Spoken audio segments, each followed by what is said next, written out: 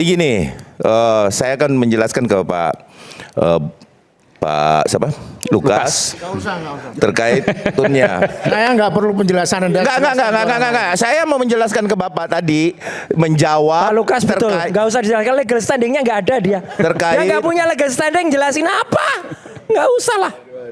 Oke, silakan. Nggak apa. Nggak beropini aja, nggak usah. Begini. Jelaskan ke saya aja nggak apa. Ya, Biar saya akan jelaskan ke Bung Aiman karena Bung Ya, Aiman oke. yang mengundang saya. Legal standingnya lebih jelas, ya kan? Nah, jadi kalau berbicara tun, ya kan, itu kan sengketa administrasi, surat keputusan, kemudian pihaknya itu jelas bahwa perorangan perseroan itu untuk penggugatnya. Terus tergugatnya itu adalah pemerintah, badan publik. Ya kan?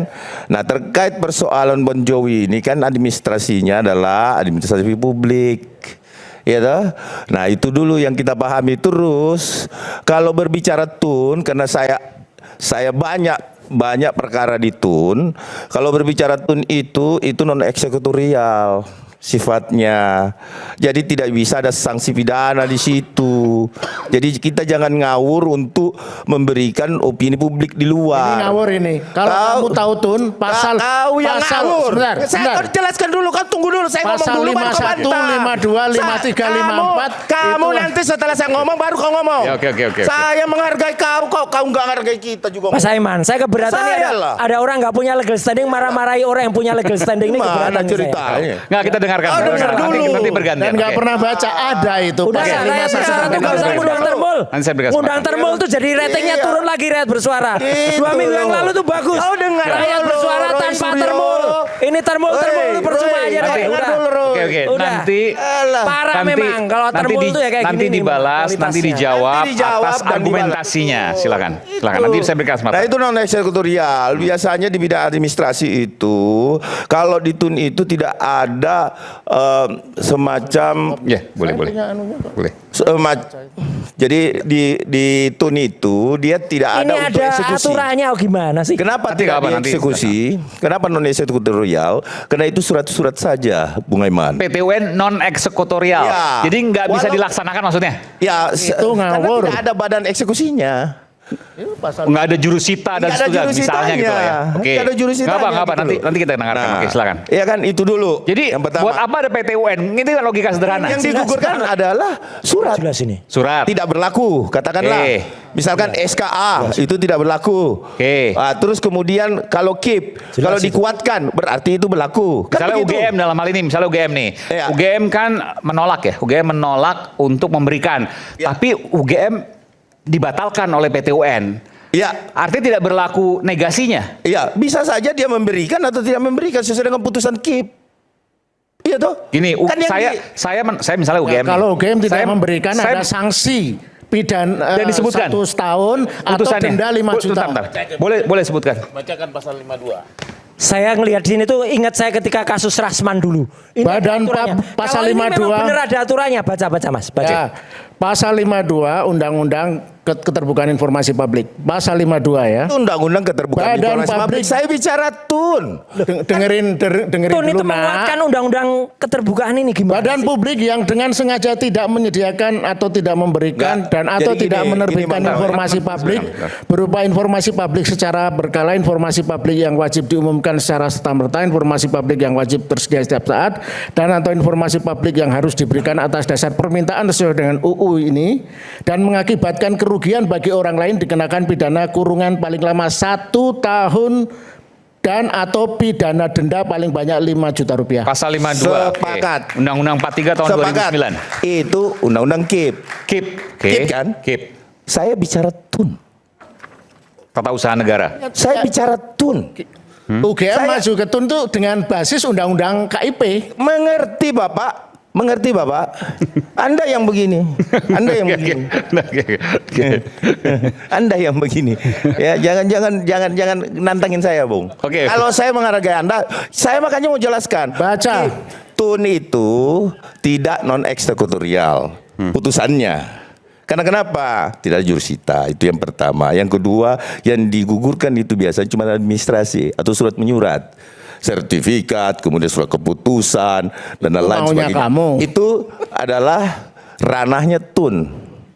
Nah, kemudian dia memperkuat itu terserah dari undang-undang KIP-nya.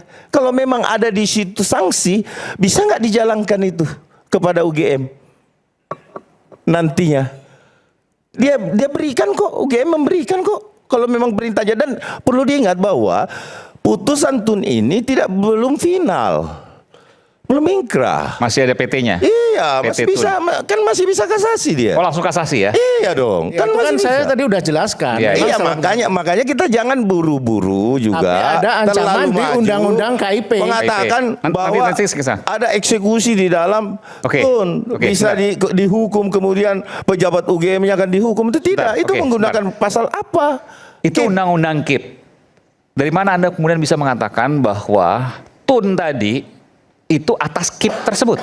Ya kan memang Bon Jovi itu menggugat UGM tentang basisnya Undang-Undang Keterbukaan Informasi Publik. Oke.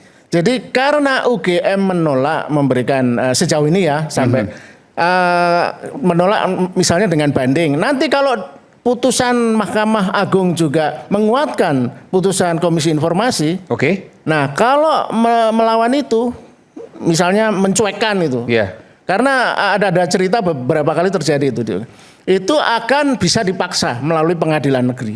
Melalui? Melalui pengadilan. Berarti harus sidang lagi atau gimana? Ya bukan sidang, tapi Kan non-eksekutorial. memang pengalaman kami mengajukan surat ke pengadilan negeri untuk memaksa. Makanya gini. Untuk memaksa. Misalnya di kasasi nanti menang lagi, katakanlah gitu lah ya. Lalu kemudian pengadilan negeri yang melakukan eksekusi kan? Ya, kita Gimana meminta caranya? pengadilan negeri untuk Oh, hanya berupa surat putusan tadi? Ya. Oke, lalu nanti pengadilan negeri yang melakukan eksekusi. Silakan. Jadi gini, kalau di pengadilan negeri itu kan ranahnya berbeda lagi. Nggak bisa dari Tun nyebrang ke Nggak situ? bisa dong. Masa ranahnya Tun masuk ke peradilan umum?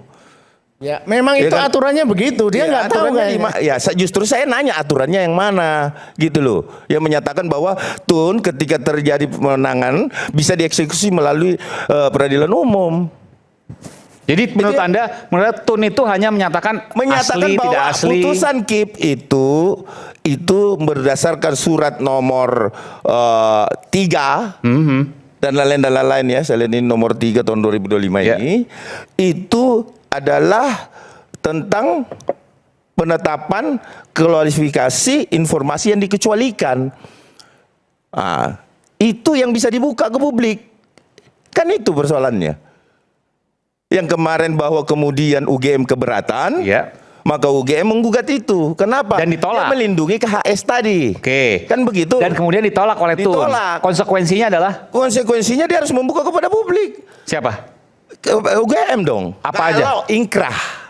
Kalau ingkrah. Tunggu kasasi lagi Iya berarti? dong, Oke. itu dulu. Berarti ketika kasasi nanti misalnya katakanlah UGM kalah lagi, maka harus dibuka tuh KHS, legalisir. Ya apa yang semua. dimohonkan? Oke, apa yang yang tadi. dimohonkan di KIP? Oke. Apa yang dimohonkan Ya di KIP? sebenarnya satu suara dong ini. Iya, tetapi yang tadi saya Saya mau nggak jawab. ngakuin ada ancaman pidana 1 tahun. Oh, ancaman pidananya. Ya Oke. itu KIP. Makanya saya bilang Oke, tadi. sekarang saya tanya lagi. Kalau seandainya nanti kasasi UGM kalah lagi, maka harus membuka kan UGM? Ya. Kalau UGM nggak mau buka juga ada konsekuensi nggak? Ya konsekuensinya kalau misalkan memang beliau ambil langkah hukum, apakah bisa undang-undang KIP itu menjerat orang yang tidak memberikan itu dari Dengan lembaga datang UGM ke pengadilan negeri bawa putusannya, mintakan permohonan ke PN. Siapa yang mau dihukum di UGM? Tidak membuka itu. Misalkan siapa? Ya pengalaman kami di sidang dulu pemilu, sengketa pemilu, kami meminta beberapa dokumen terkait Sirekap waktu itu. Oke. Kalah terus kan KPU-nya dan endingnya memang harus dipaksa. Dan yang bisa memaksa itu pengadilan. Jadi kita cukup menyurati, kita tunjukkan putusan-putusan yang Bukan tadi pertanyaan ini, kalau seandainya kemudian dipaksa dan kemudian diberlakukan pidana tadi berapa 1 tahun penjara ya? 1 tahun dan denda 5 atau denda, atau atau denda, ya? 5 juta rupiah tadi. Siapa yang bakal dihukum dari UGM? ya kemungkinan tentu yang bertanggung jawab ya, entah rektor atau kalau rektor mengelak, anunya ke kepala PPID-nya, pejabat pengelola informasi dan dokumentasi minimal. Oke. Nanti bisa dimohonkan gitu ya. Oke, silakan. Bung Bona ada mau cak? Oh, PPID. Jadi ya silakan. yang dihukum di sini atasan PPID. Atasan PPID siapa itu? Rektor. Oh, rektor. Ya. Dari mana tuh aturannya? Karena yang menjabat atasan PPID UGM rektor. Rektor. Enggak, itu aturan dari mana? Saya bermohon waktu itu atasan PPID UGM. Oh, itu Anda rektor. menyampaikan permohonan itu? Saya banding waktu itu ke UGM.